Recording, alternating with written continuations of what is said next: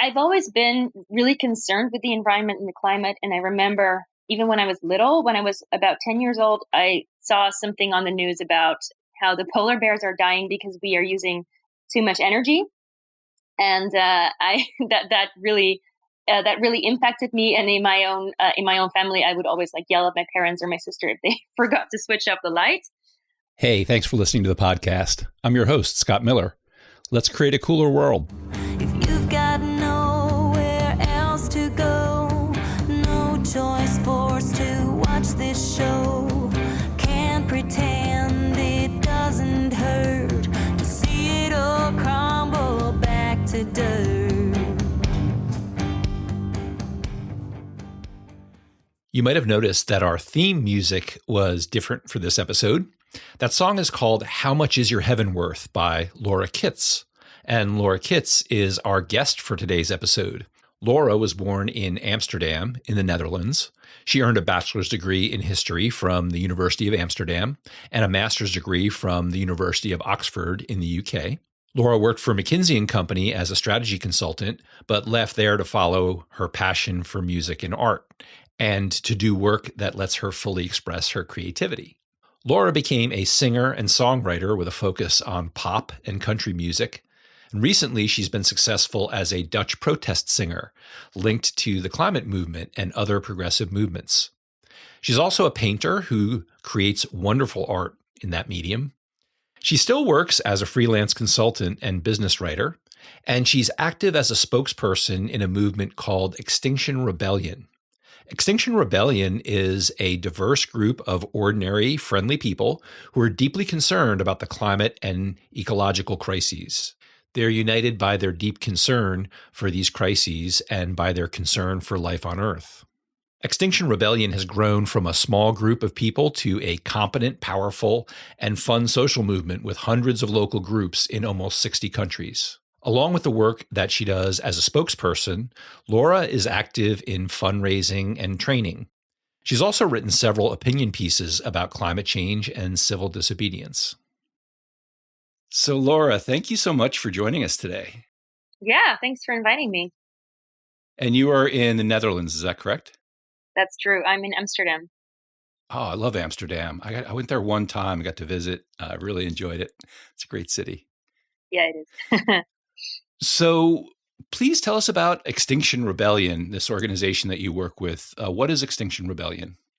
Yeah, Extinction Rebellion is a movement, I would say, of concerned citizens who are very worried about what's going on with our planet.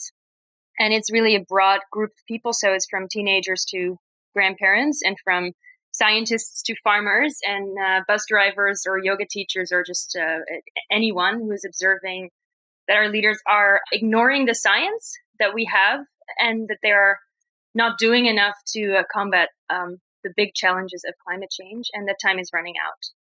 And so this movement is an activist movement that is demanding action by forcing the attention to the issues.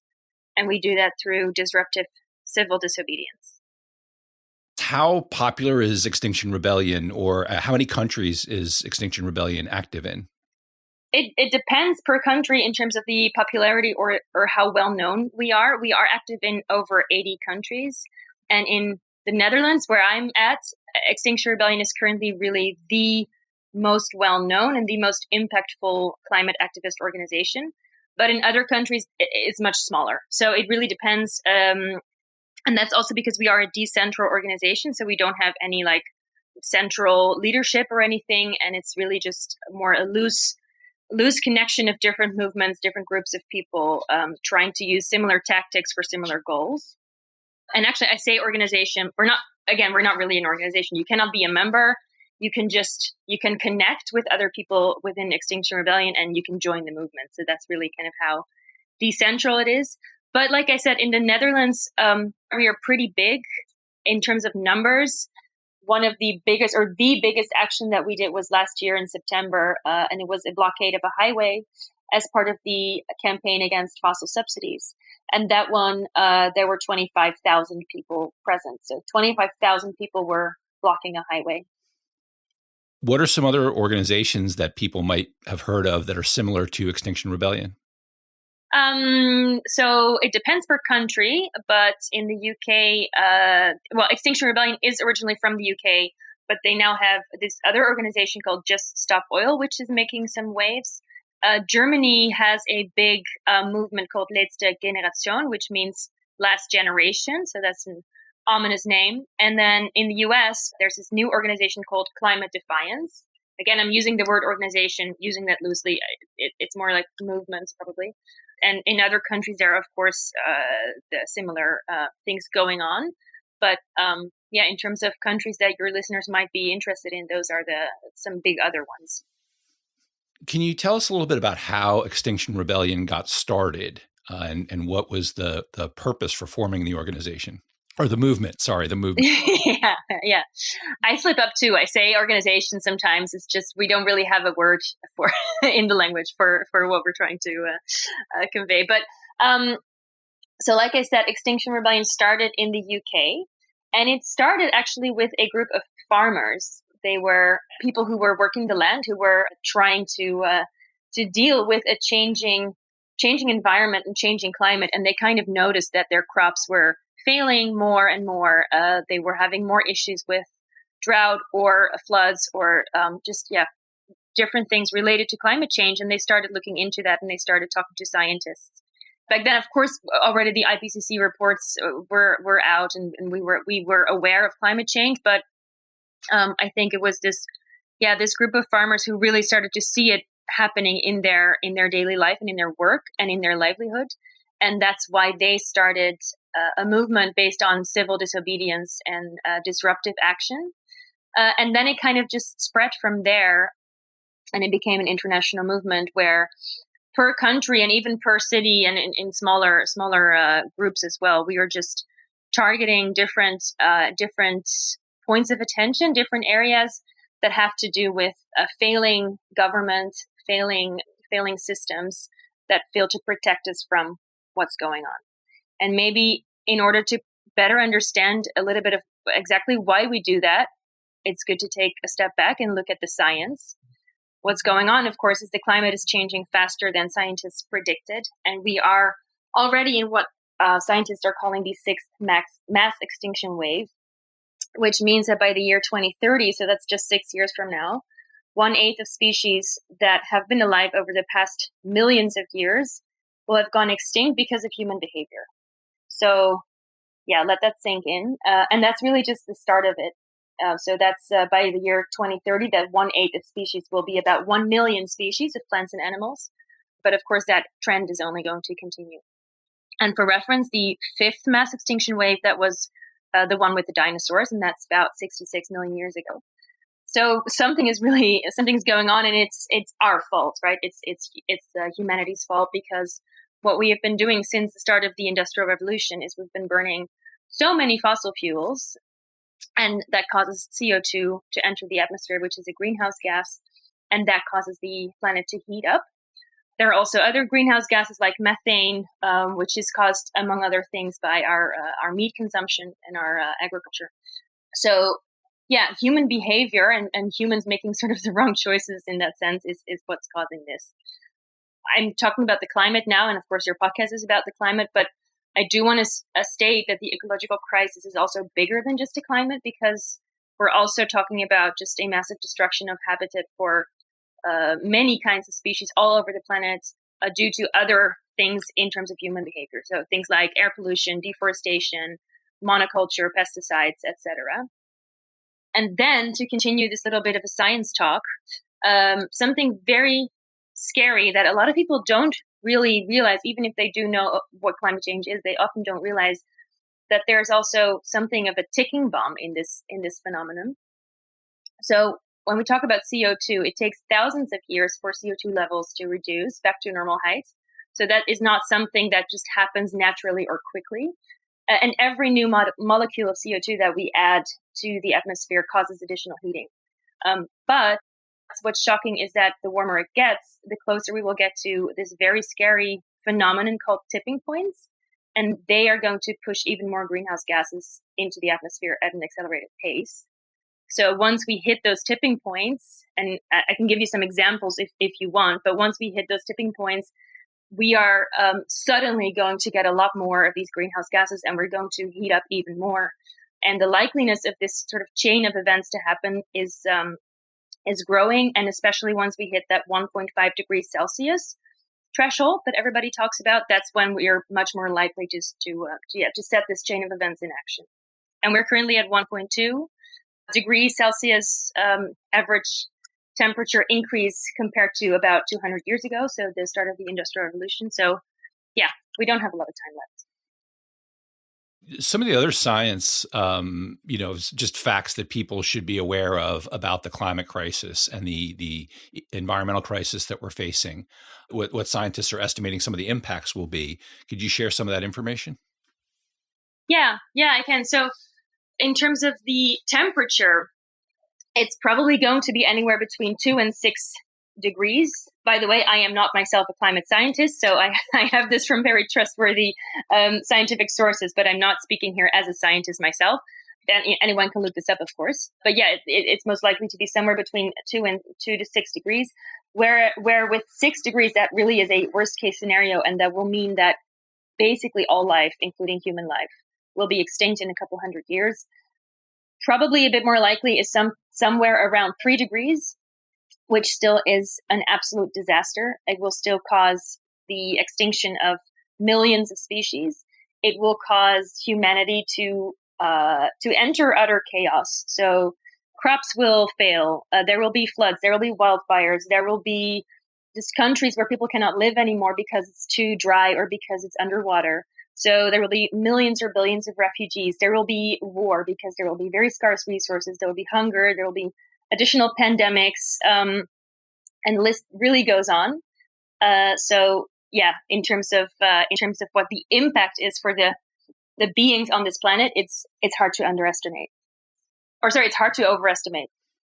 Yeah, and that's I guess where the Extinction Rebellion name comes from. I understand is like rebelling against this preventable extinction wave. Exactly. Yeah. How did you personally get involved in Extinction Rebellion? So basically, after the pandemic ended, Extinction Rebellion started this campaign in the Netherlands against something called fossil subsidies. And we'll talk a bit more about that later, perhaps. But that campaign was really successful. That campaign got a lot of attention. And that, for me, was also how I sort of got involved, or how I learned about Extinction Rebellion. And then it's about a year ago that I actively joined myself. And the reason why I did that, or how did that happen? I've always been really concerned with the environment and the climate. And I remember even when I was little, when I was about 10 years old, I saw something on the news about how the polar bears are dying because we are using too much energy. And that really impacted me. And in my own family, I would always like yell at my parents or my sister if they forgot to switch off the light. And back then I still thought, if we just switch off the light when we leave a room, then the polar bears will be saved. That's not really how it works, unfortunately. Then a couple of years later, I saw the documentary film An Inconvenient Truth by Al Gore. And yeah, from there, I kind of just became pretty concerned with this whole topic. And of course, in recent years, more and more science has come out, and it increased my level of concern. The sad thing is, back then, if we would have done something then, if we would have invested, if we would have listened to scientists maybe 10, 15, 20 years ago, we would have had plenty of time.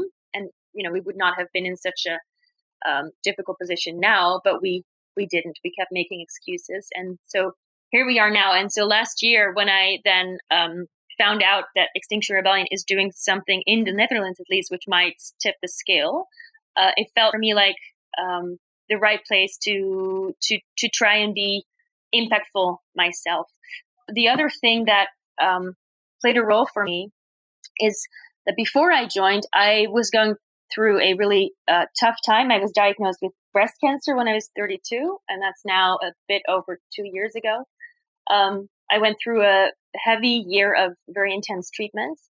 And then when I got out of the treatment, I was, well, of course, still a little bit afraid because the cancer can always return, but I was mainly very grateful because I just knew it's thanks to science and it's thanks to our society being willing to invest in universal healthcare that I'm still alive. Otherwise, I would not have been alive. But thanks to science and thanks to sort of collective investments in healthcare, I'm still here. And then I realized, though, that when we think about the climate crisis, the exact opposite of that is happening. We do have the science, but we're ignoring it. We do know that we should collectively just invest in solutions, but we're ignoring it. We're not doing it.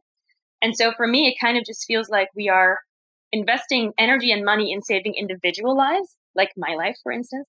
But we also continue to collectively run toward the cliff. And that just makes no sense at all. It's wild when you think about that. So for me, it was also this sort of incomprehensible discrepancy that made me want to become an activist. How exactly are you involved in Extinction Rebellion right now? Different ways. So firstly, I'm a singer. And although over the past couple of years, I've mainly done sort of English pop and country music. So I'm a singer and a songwriter. So I write my own songs, and I've put out a couple of English albums. But in the past year, I started writing these Dutch protest songs, and a lot of them are about climate change related topics. And so that's part of it. So I write these songs, and I post them on Instagram together with the Extinction Rebellion Instagram account.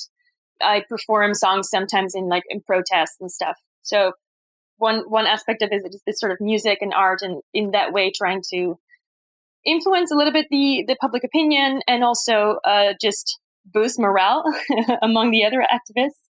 But some other things I do is I'm involved in actions. So just part of the sort of civil disobedience, the actual things that we do on the streets. And then the other thing is I'm also a spokesperson, and I've also been active in fundraising. So I've just been doing a couple of different things. And what is it that Extinction Rebellion wants? What does Extinction Rebellion want to see happen? Our most important agenda point is climate justice. That's a fairly new topic for a lot of people who haven't been a part of this movement. So let me just explain a little bit what that means. Climate justice means that we are demanding a rebalancing of sort of the divide between who carries the brunt of the effects of climate change versus who is mainly responsible for it. Because right now, these two are not aligned. So this climate crisis that I talked about, the chaos that will be pushed upon us, that is already happening in parts of the world, and mainly in the global south. So, for instance, in Africa, there's large parts of land where it's just too dry for people to even live there. That's something that's happening in the global south. In Chile, there's a massive forest fires going on right now. And those are just a couple of examples. But also within the northern hemisphere, or the Western countries, which they tend to be the richer countries where you and I live as well. Also there's climate injustice in the sense that people who are poorer are more likely to suffer from effects of climate change. For example, imagine if you have to get through a heat wave, but you live with 6 other family members in a very small apartment on the 5th floor, and you cannot afford air conditioning. That's very different from when you have all the means to be comfortable in that circumstance. But also, when we look at other components of climate injustice, we see things like race, gender, sexuality. It's always marginalized groups who are at the highest risk of all this climate chaos that we're about to see. For instance, climate change is going to cause chaos and violence down the line in terms of war also, and that also means there's going to be more sexual violence, and that will hit women and queer people much harder than cis men. So all of these components kind of make up this idea of climate injustice, which we want to change. So then one thing to add, I think what's also important when we talk about climate justice is we have to come to terms with the fact that our system right now is still pretty colonial. So when we look at how capitalism and the climate crisis intersect with each other, but also with racism, a lot of it comes down to modern forms of colonialism. And for an example, when you think about all the stuff that we buy here in the global north, but which is produced under dire circumstances by people in the global south, often former European colonies, we see that our consumption here of, for instance, jeans or electronics or whatever, is causing additional pollution there. It's also causing poverty cycles over there because it's underpaid labor. And it's also causing additional CO2 emissions, which, again, the poorer countries are carrying more of the effects from. To add some numbers to that, because a lot of people really underestimate this, the richest 10% of the Earth's population is responsible for 49% of emissions. And then people think, oh, the richest 10%, but I'm not that rich, right? Well, the richest 10% is just middle-class Americans and Europeans. So that's basically people like you and I. The poorest 50%, on the other hand, is responsible for only 7% of global emissions. And the richest 1%, and they are really the billionaires, they are responsible for 16% of global emissions. So those numbers, I think, make this concept of climate justice, or currently climate injustice, very clear when we speak about where the responsibility lies and who is causing climate change versus who has to deal with the effects. Something we don't maybe talk about as much as we could is the intersection between people who are interested in racial justice, people who are interested in justice for poorer communities, people who are interested in LGBT rights. There's a lot of intersection between that, like you're talking about, and climate activism. There's a lot of opportunity there for all of us to get on the same team and understand, we're all in this situation together, and there are opportunities. These problems that you're talking about, like you said, they're already disproportionately impacting certain people. And those of us in the world who want to help those communities maybe should recognize that climate justice and climate action are an important part of that. Absolutely. I'm really glad you're making that point. I think, there's definitely a lot of room for us all to emphasize that more. And for me as well, my activist sort of work or things I've been doing in the past maybe 10 years, it started much more with feminism. I was much more sort of a women's rights and gender equality kind of activist.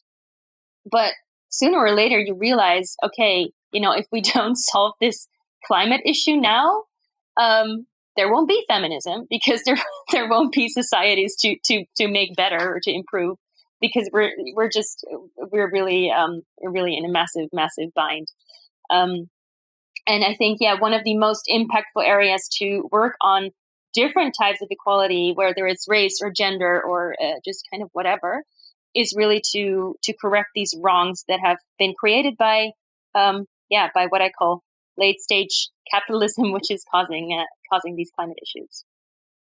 When we talk about capitalism, a lot of people think of fossil fuel companies and the impacts that fossil fuel companies are having. So could you maybe talk a little bit about that? Yeah, for sure. And I think also this is something that people really don't realize, and rightly so, because this is kind of happening in the shadows. And I'm not a conspiracy theorist, but it's kind of, for a lot of people, it kind of sounds like that, right? It kind of sounds like, well, but of course our government is protecting us, and we need all these companies for the economy. But what they don't realize is that fossil fuel companies and other fossil industries tend to be very good friends with our politicians, also in sort of functioning democracies, like, for instance, the Netherlands.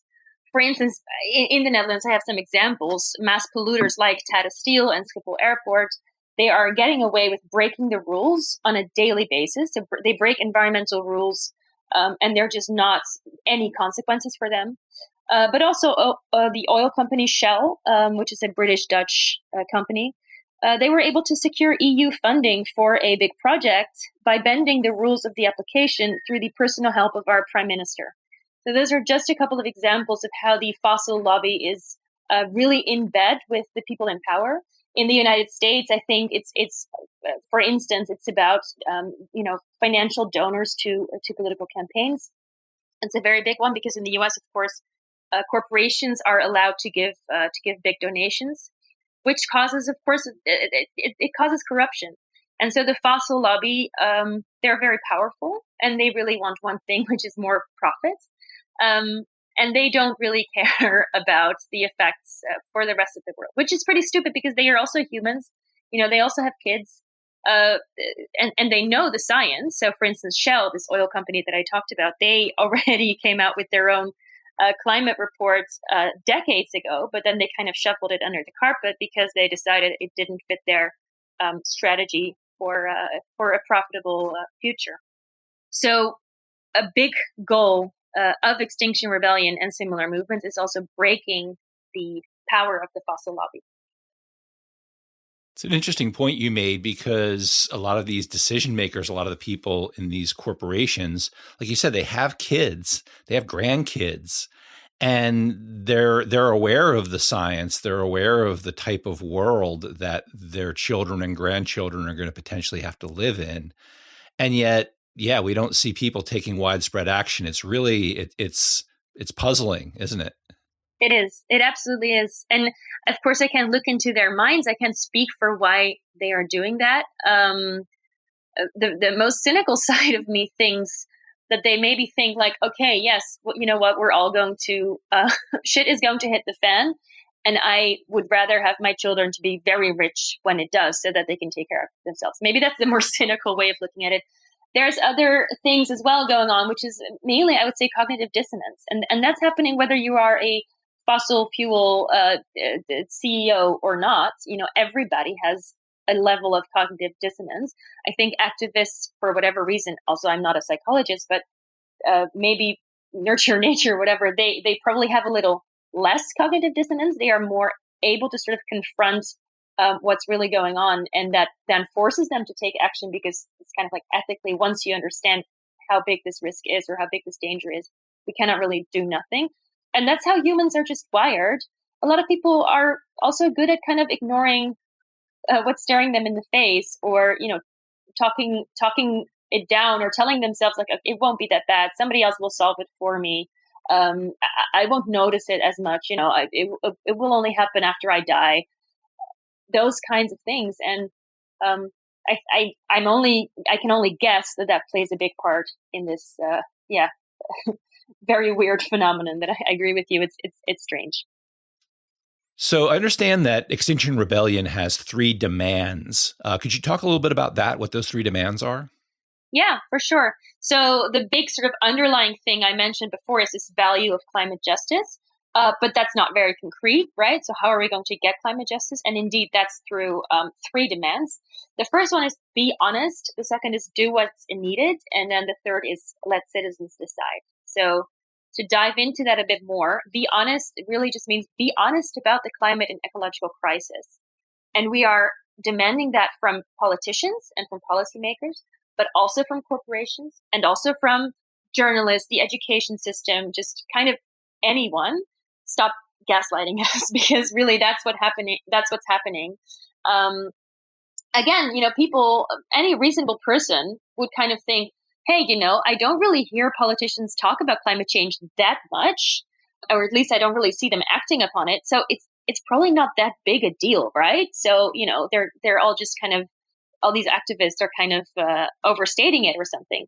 So we're really being gaslit. And instead, we are now demanding, be honest about what's going on. Be honest about the effects of this massive crisis. Be honest about who's responsible for it. And be honest about what is needed to solve it. And then the second point is do what is needed. And that is kind of as opposed to, you know, doing what is affordable or doing what is politically popular, which has been sort of the party line almost everywhere for the past decades. And I kind of like to compare this, well, I don't like to because it's not fun, but I tend to compare this with when Russia attacked Ukraine. You know, Ukraine did not say, oh, okay, well, you know, let's defend ourselves maybe to the point where we can sort of afford it. No, right? They went into mass mobilization mode. And the same mindset is what we need to adopt when it comes to this really existential crisis. And then the third one is let citizens decide through a concept that we call the Citizens Council or Citizens Assembly. I probably in this podcast should use the word Citizens Assembly because I think Citizens Council was something else in the 50s in the US.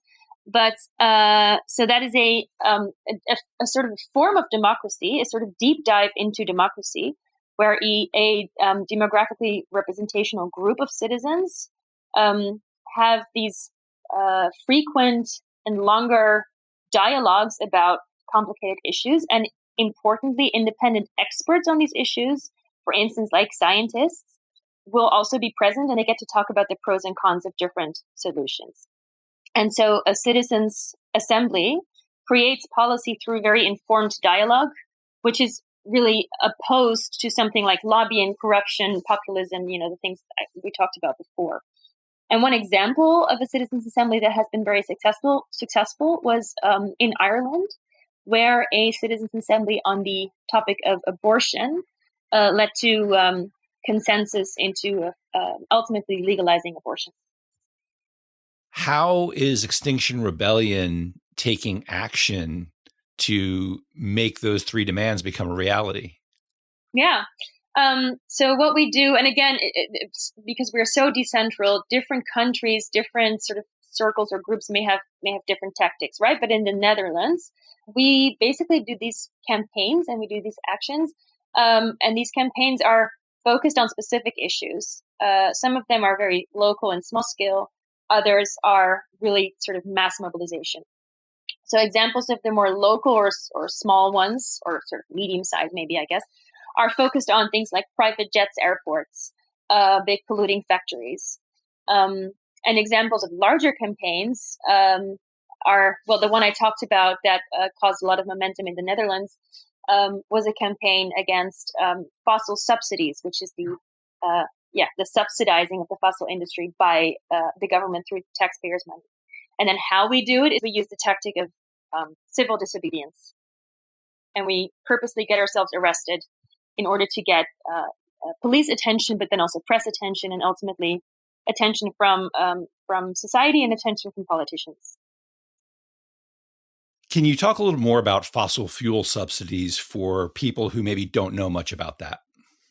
So our government, the Dutch government, but also the American government and pretty much all governments are subsidizing the fossil industry through various regulations and money streams. And this can be anything from tax breaks on energy usage for big polluters to subsidizing certain trades or products, and many, many other examples. And in the Netherlands, for instance, it has been calculated that the amount of money that is spent on fossil subsidies every year is 40 billion euros.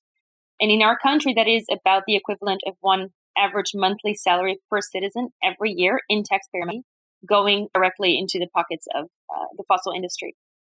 Because this is all subsidizing big corporations which are making a profit and paying dividends to their shareholders. And meanwhile, yes, we do have some policies in place to combat climate change, but the amount of money there is really only a fraction of that 40 billion. So when you think about it that way, also, it's absolutely wild. And so this has been the biggest campaign from Extinction Rebellion in the Netherlands, has been the campaign against fossil subsidies. About 2 years ago, it started by, or maybe a bit longer than that, just a handful of people, maybe a dozen of people blocking a major highway on selected days every other month or so. And of course, blocking a highway gets a lot of attention. It's police shows up. You're not supposed to do it. But actually, when it's part of a protest, it's protected under the right to protest. But it created a momentum, and more people joined. And this is also, again, how I sort of got in touch with Extinction Rebellion and how I learned about it and joined a year ago. And then that's kind of just how it snowballed. What's really great is I think we were able to show that it really has an impact as well. So as of September last year, we went into permanent blockade mode. So we said, okay, from now on, we're going to block this highway every day until the government is going to do something about these fossil subsidies. And then in October, we got a promise from the government that they would write out scenarios to end fossil subsidies. So that was a huge win. We ended the blockade then, and we said, okay, let's give the government a chance to do what they have promised. They were supposed to do that by sort of Christmas time, but they did not. So they missed their own deadline, and that's why we started another blockade campaign last weekend. Civil disobedience is an interesting topic, and I have a question about it, a specific question, but maybe before that, can you talk a little bit more about civil disobedience and how it works? Yeah, sure. And firstly, let me say that, it's not the first thing you tend to do when you try to make something happen, right? I mean, climate activists and concerned citizens have, for a very long time, for decades, tried to ask for change in a quote-unquote polite manner, which is voting, signing petitions, walking climate marches, etc. And it has not led to any meaningful policy or change. And really, time is running out. So that's kind of like why we are now, with our back against the wall. So we're now purposely seeking the attention of the press and of society by getting arrested. And why have we chosen this tactic? Well, Extinction Rebellion and similar movements have been looking at history, and they've been just taking a page from the book of successful activist movements throughout recent history. And a couple of examples are, for instance, the suffragette movement, which is a really great example because that's where women also literally chained themselves to public property or to each other. They interrupted political meetings to give these unauthorized speeches, et cetera, et cetera. They got themselves thrown into jail, but in the end, they did tip the scale, and they did agendize a topic and change the public opinion on that topic, and got what they wanted. They got women to vote. Another example that I want to cite is from the civil rights movement, because that has also a very successful civil disobedience movement. But I do also want to be very careful and say that Black activists, they really risked their lives to end segregation, and that's not the case for any, or maybe most, at least, climate activists. So I don't want to compare the two or make it seem like it's the same thing. But in terms of a successful example of civil disobedience and how it led to really visible impact, yeah, that's another great example.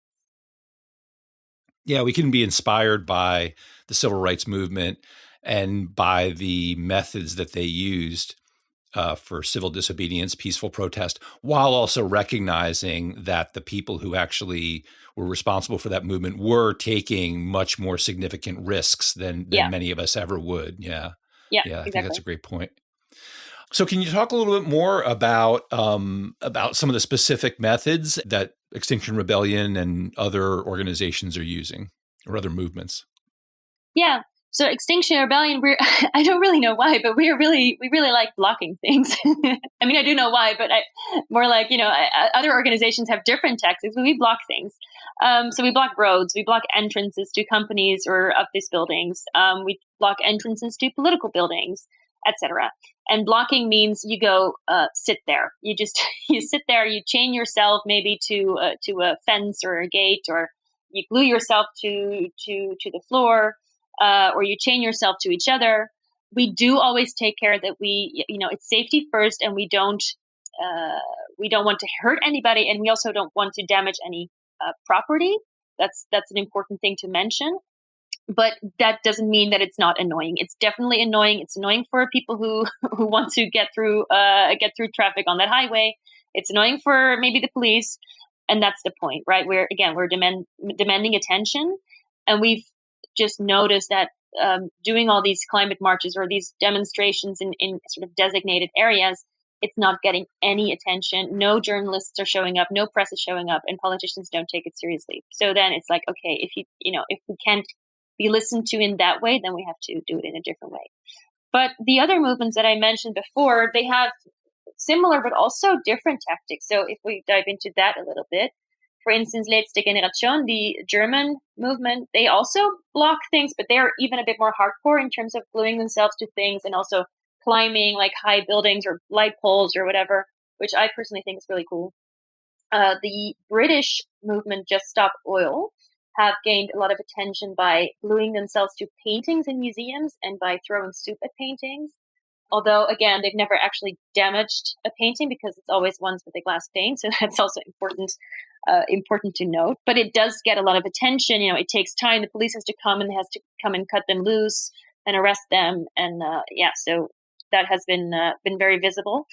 And then the American group Climate Defiance, they're pretty new and they're really, I think, really interesting.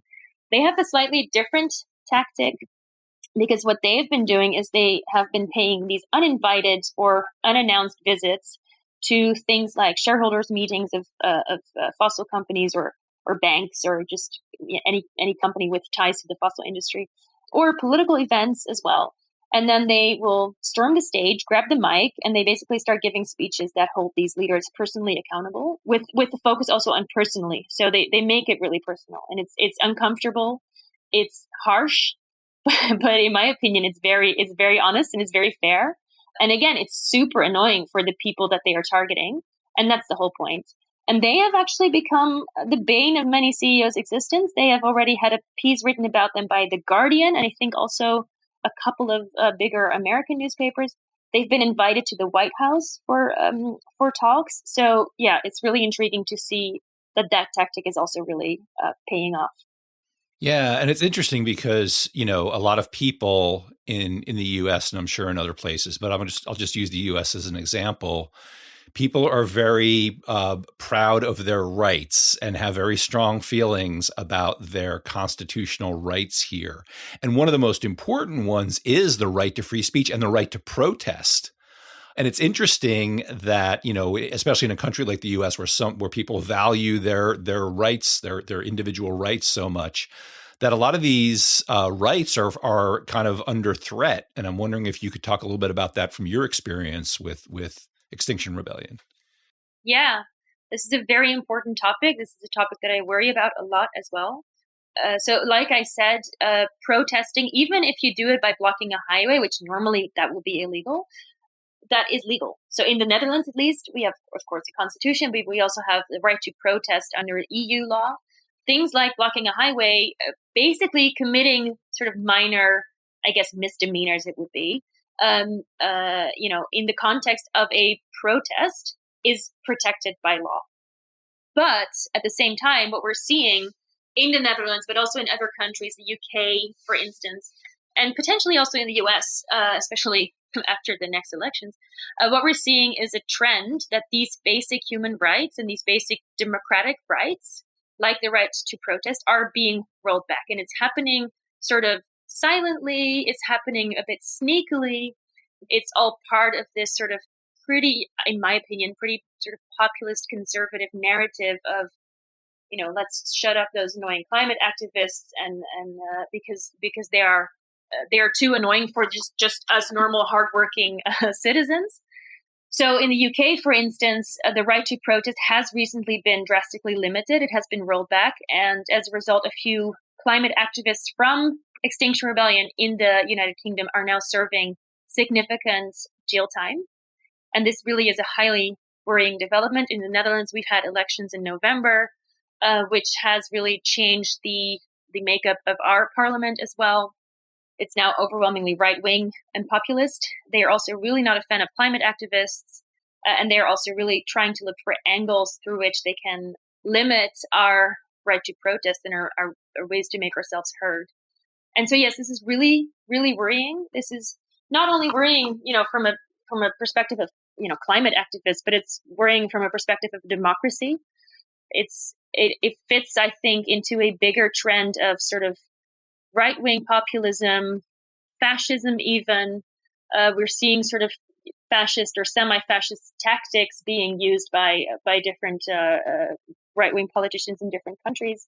And I don't think that it's unlinked to climate change, because I think the chaos that climate change is creating and that we are already sort of seeing is also creating room for something like, a populist right-wing neo-fascist movement. So in that sense, it's all pretty linked. It's all pretty scary. But really, the only way I think we can combat that is to just keep going, to make sure that even more people join, to really have our voices heard. And what is heartening, for instance, is in Germany over the past weeks, there have been these really big protests or demonstrations against the rise of neo-fascism and of the extreme right. And those protests have been really in the news. Lots of people joined, thousands and thousands and thousands of people day after day. So I think as long as we continue to make ourselves heard in that way, yeah, we can maybe halt this trend of rolling back basically human rights. You mentioned something interesting, which is that activists have tried other methods already. And I think this is something that people aren't always aware of, is people have tried voting, people have tried signing petitions, people have tried, very quiet protests, standing on a street corner with signs. And these things really aren't working and they're not getting the attention. and they're not really producing any significant results, which is why you see activists taking more drastic action, to disruptive action, to get attention, because that seems to be what's required.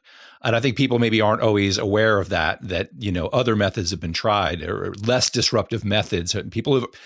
Activists have already tried less disruptive methods, and people just aren't paying attention. One other thing I notice is there's often some misunderstanding or maybe even negative backlash. Like, I'm thinking about one activist movement that happened here in North Carolina, where I live, was Moral Mondays, which happened a number of years ago. And sort of the way it got started, there were different issues involved, but a group from a church actually went peacefully into the North Carolina General Assembly building, our state government building. And they were just there as a group praying. And it was, maybe mildly disruptive that there was a large group of people in the building, but they weren't doing anything, loud or boisterous. And they got arrested for that. And so what started happening was every Monday, a large group of people would gather. I think at one point it was a couple thousand people in this area behind the General Assembly building. And then a small group of them, like 7 people, would intentionally walk into the General Assembly building knowing that there was some ordinance against coming in as a group. And they would just do exactly what that original group had done, with the intention of getting arrested for it. And the interesting thing was, they had actually spoken to the police about how to do this in a way that was not likely to escalate on either side. So they're like, listen, we're going to do this. We're going to walk in and you're going to have to arrest us. But let's make sure that, nobody gets hurt here in this. And what I noticed happening was, looking at comments on like social media, there were a lot of people in other parts of the state who didn't realize that aspect of it. And they're just seeing, oh, these activists are getting arrested and, they're breaking the law and they must be, doing something violent or something like that, like really misunderstood the whole point of what was happening. So I'm wondering, any ideas you have about how to better communicate what activists are doing, how to better communicate with people about these disruptive activities, so people really understand why it's happening and exactly what is happening, and maybe, to avoid some of this backlash or some of these negative impressions that people get. Yeah, I think that's a really great question, which I'm not sure I will be really fully able to answer, because we can't ultimately control how other people view activism. We can't control what narratives are being put out there by other parties who don't like activists. And so trying to influence that narrative, yes, is a very important thing to do. And absolutely good PR, good communication, all of the sort of golden rules of PR, anticipate what might happen, have a strong narrative, talk in positive terms. And I'm not a PR expert or again, a psychologist, but I think definitely there are sort of best practices there. But I think the other thing that's important to note is, although we would like to be loved, right? We would like for everybody to agree with us, because then this problem wouldn't exist. But we don't actually need to be liked, or we don't even need everybody to agree with us in order to create change. Historically, big changes have happened if only 3% of the population were actively working toward making change happen. So really, if we just reach that threshold of 3%, and hopefully, of course, more is always better, but then we can get the needle moving. So I think it's also important to focus on that, and to accept that there are always going to be people who don't like who don't like what we're doing, who don't like the fact that they're being confronted with things that they really don't want to know about or don't want to hear about, who don't like our tactics because maybe it really doesn't fit with their values, or it doesn't fit with how they were raised, or it doesn't fit with how they view the world. Now, having said that we can't control how these people view us, that doesn't mean that we cannot frame our message better. Framing is a really important aspect of influencing the public opinion and influencing politics. So, for instance, a really helpful frame that usually works is the frame of a perpetrator, victim, and hero. So it's this sort of triangle.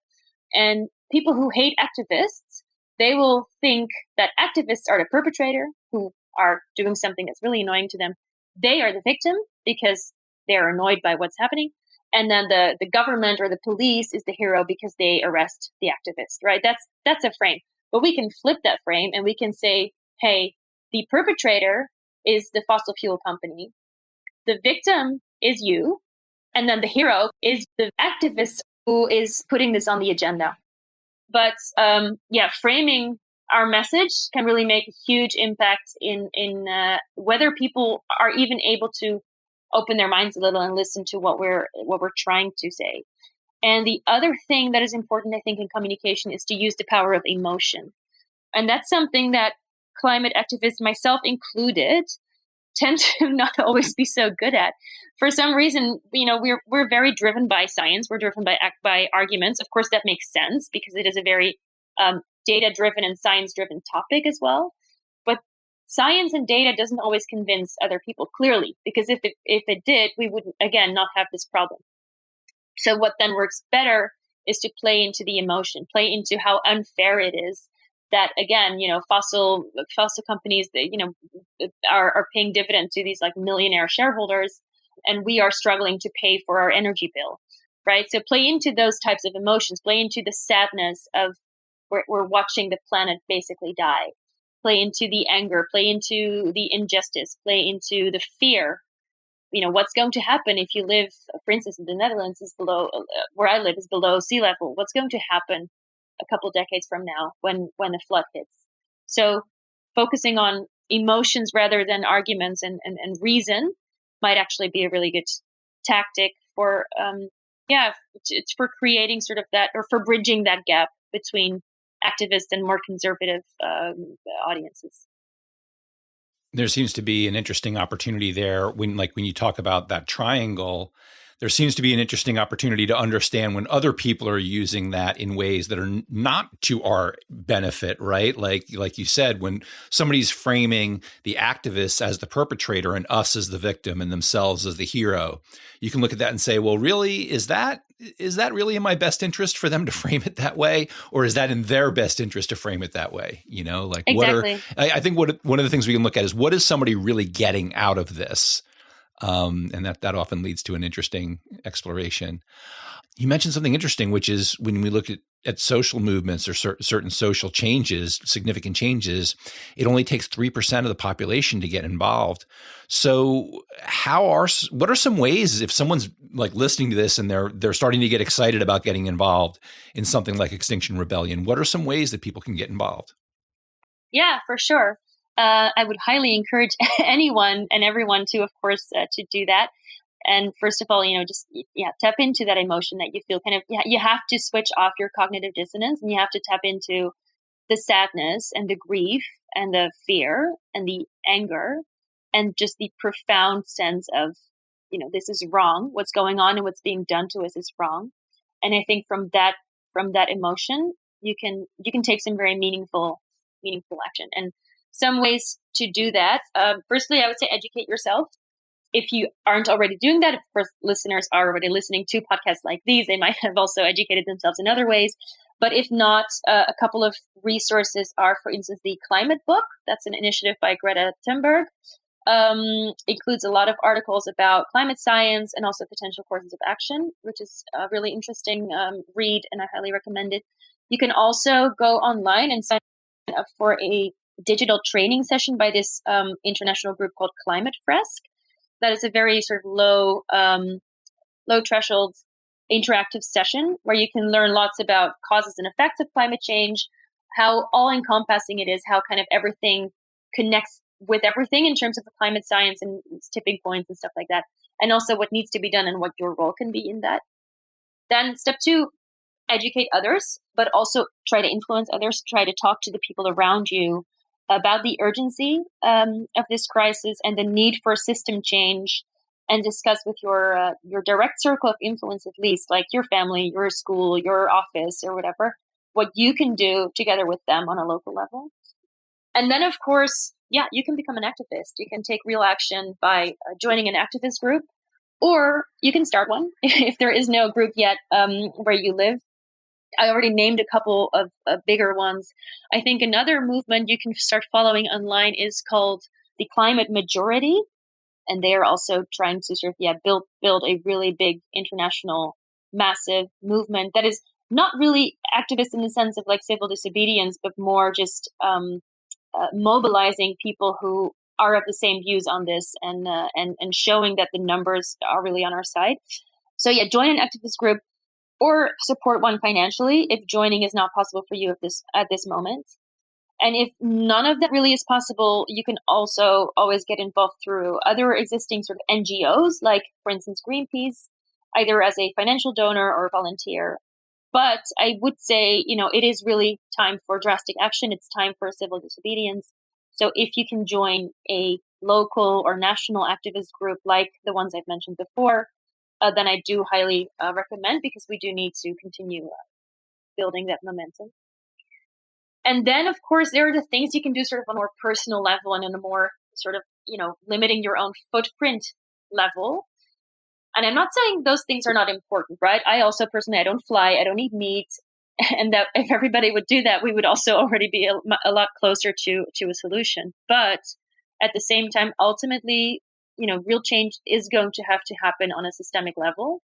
So if you have a certain amount of energy to spend on this issue, I would rather that you spend it on sort of impactful activism towards system change than spending it on like, I don't know, changing your laundry detergent to like organic, which is great, but like that's not that's not ultimately really going to move the needle as much. And of course, it's always best to do what's most strategic, I think. And to add one more thing to that list of what people can do is challenge yourself to find one person in your personal environment, like friend or family member, or whatever, one person who is not yet quite a climate activist, or, not really actively working on doing anything for the planet, but they're also not like highly conservative. They're not highly against climate policies. They're just kind of sort of somewhere in the middle, or they might be a little bit concerned, but they also don't really know much about it. Someone who you expect might be open to thinking about this more, but might be currently still in that phase of cognitive dissonance. Find that one person, think of who that person is, and just invite them for a cup of coffee and have a frank conversation with them.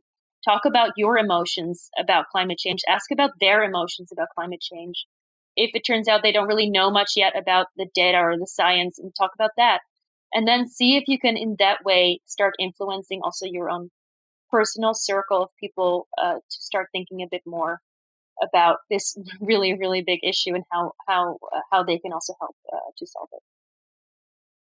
One more question just for you personally, because I think this is something a lot of us deal with. The news about climate change can be overwhelming and depressing.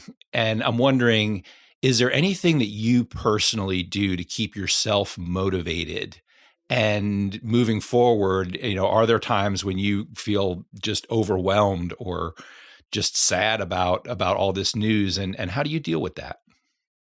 That's a really good question. Very recognizable. I definitely sometimes really struggle with what I call climate depression.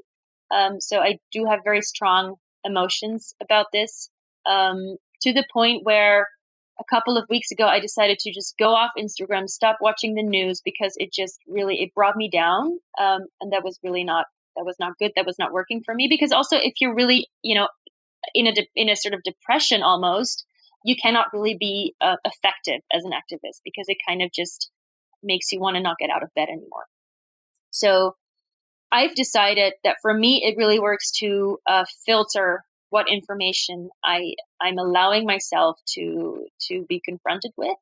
Of course, I'm not closing my eyes for what's going on, but I want to be in the know of the important things that also would maybe feed into my activism in a direct way.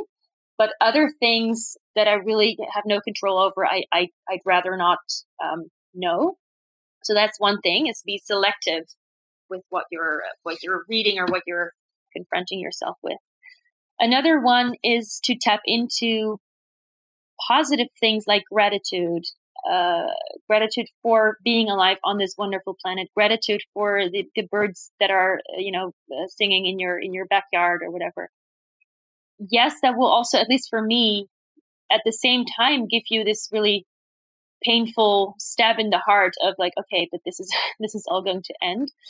But at the same time, it's here, it's there now, and you have a right to enjoy it. So tap into the gratitude and love that you feel for your surroundings and for nature, and then use that energy also to feed into your activism. And then for me, the final one, I am going into therapy also. And there is, at least in the Netherlands, there are a number of psychologists who have really specialized in this topic of climate depression or climate sadness. I mean, I'm not I'm not a psychologist. I don't know if it's a clinical depression per se, but it's this concept of feeling really depressed because of this ecological and climate crisis. So yeah, finding a good therapist to help you with that, if you can afford it, or if you can find somebody who's able to do that, I also highly recommend. Yeah, thank you. Thank you for sharing those ideas. It seems like you kind of have to look at yourself and be honest with yourself at where you are. So if you're feeling depressed, I know there are times where I've felt depressed and I'm just like sitting there scrolling on social media and I realize, you mentioned like turning it off for a bit.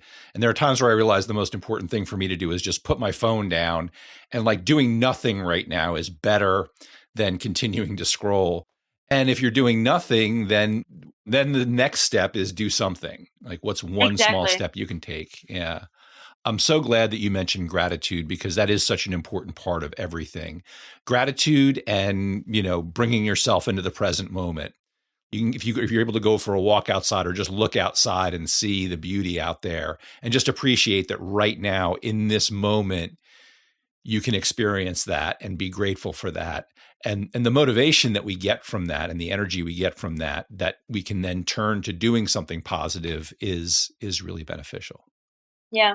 Yeah. And one thing to add to that as well is connecting to other people who feel the same way. I think that that's an important one as well. And that is also a benefit of joining a movement like Extinction Rebellion. You will automatically find people who are just as concerned as you are. And just having that connection with other people, knowing that you're not alone, knowing that it's not just you trying to change the world on your own, is also helpful. It creates a sense of belonging. It creates a sense of we're working towards something together. And then also finally taking action, even if it's just that one little step, right? What's one thing you can do? That also gives a sense of accomplishment, a sense of at least I am doing what I can, at least I am trying to be on the right side of history, sort of. So that also gives some sort of positive energy. Yeah, excellent. So I'm very, very grateful for your time today. And I'd like to ask you a question that I always ask people at the end of these episodes. What is your dream right now?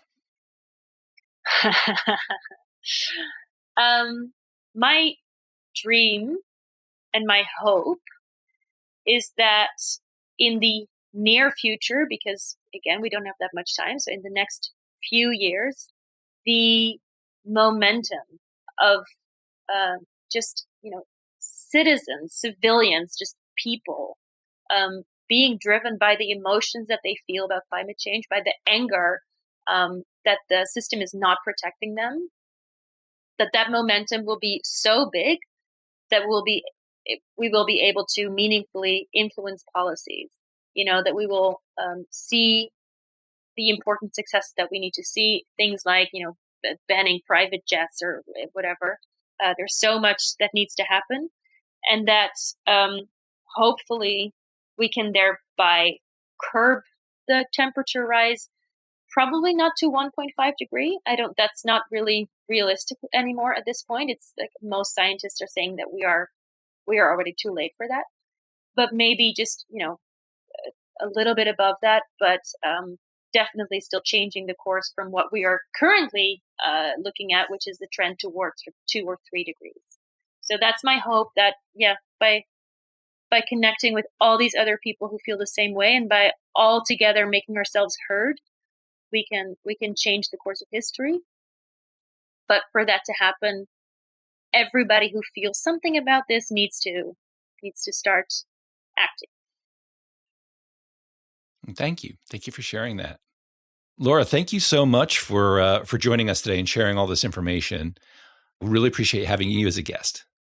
Thanks. Thanks very much. And thanks for the good work you do with this podcast. Right now, I want to take a moment to talk with you. Yes, you, the person listening to this podcast. If you're a regular listener, you know that our goal is to inspire people to take action, to do something about this climate crisis that we're facing. We want to inspire people to live and work in more sustainable ways, to support conservation efforts, and to help protect and preserve the wonderful diversity of life on Earth. If we could sum up the theme of this podcast in 3 words, it would be do something now. And it's easy to say, okay, what can I do? Or it doesn't matter what I do, it's not going to make a difference. But thinking those things doesn't help anyone. It doesn't help you, it doesn't help any of us. So I'm going to encourage you right now, you, yes, you, to start with something small, something easy, if that's what works for you. Laura shared some links with us that we're sharing in the show notes for this episode. So if you're listening to this episode on YouTube, look in the description for the video. You'll find the links there. If you're listening on Apple Podcasts or Spotify, look in the show notes. You can also go to our website, creatingacoolerworld.com, and find the show notes there. Look at the links to the different organizations and the other information that Laura shared, and take a little time to learn about one of these organizations. Go look at their website, or check out one of the other resources that we shared. Maybe you don't feel ready to become a climate activist and go block a highway like Laura does with Extinction Rebellion, but you can learn about these different organizations and what they do and what they stand for and what they want. And it's way better than doom scrolling on Reddit or Facebook. If you're ready to do a bit more than that, Laura had a great suggestion.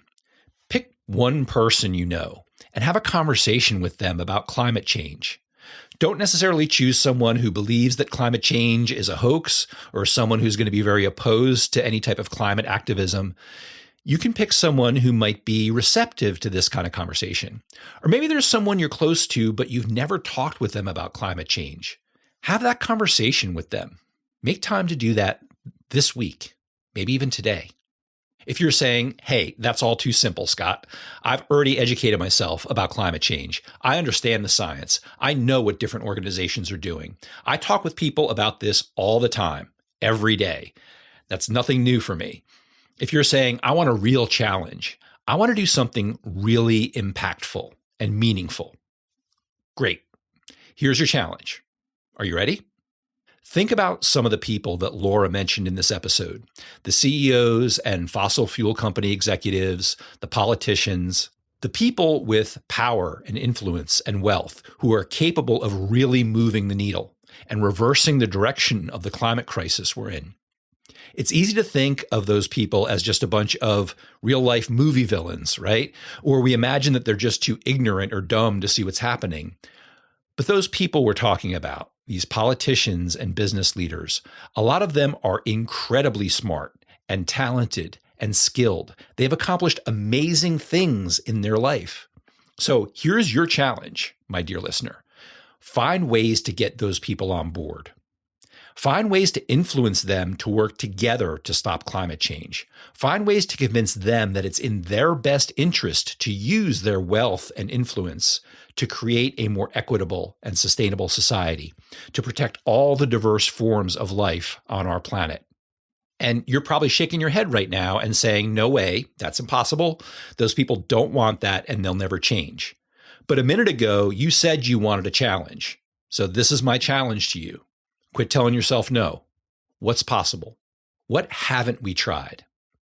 How can we help the people who have the greatest ability to create change in this world? How do we help them care about the world and all of us who live in this world together with all these other wonderful forms of life? How do we help these people care enough so that they'll use their talents and skills to help end this crisis we're in? I'm going to make one more personal request. If you're enjoying this podcast and you want to help us spread these ideas and help share the wonderful stories and information that our guests share with us, then if you're listening on YouTube, give this episode a like and subscribe to our channel, and maybe leave a comment saying what you liked about this episode. If you're listening on Spotify, you can follow us and rate the podcast. On Apple Podcasts, you can follow us or scroll down to the bottom of the list of episodes and rate the show and maybe leave a review. And of course, you can share the podcast on your favorite social media. All of these things really help. They help other people find our podcast so that they can listen to our shows and get inspired to create a cooler world. Okay, it's time for the dog update. Today, instead of hearing about Bug and Maple's adventures, we have a special message from a guest dog. So there we go. That was my dog. Did that catch the recording or? That's it, folks. Thanks for listening, or dank u wel to our listeners in the Netherlands. That's all we got. Take care. Oh, and if you want to hear more of Laura's music, you can listen on Spotify. We'll include that link in the show notes as well.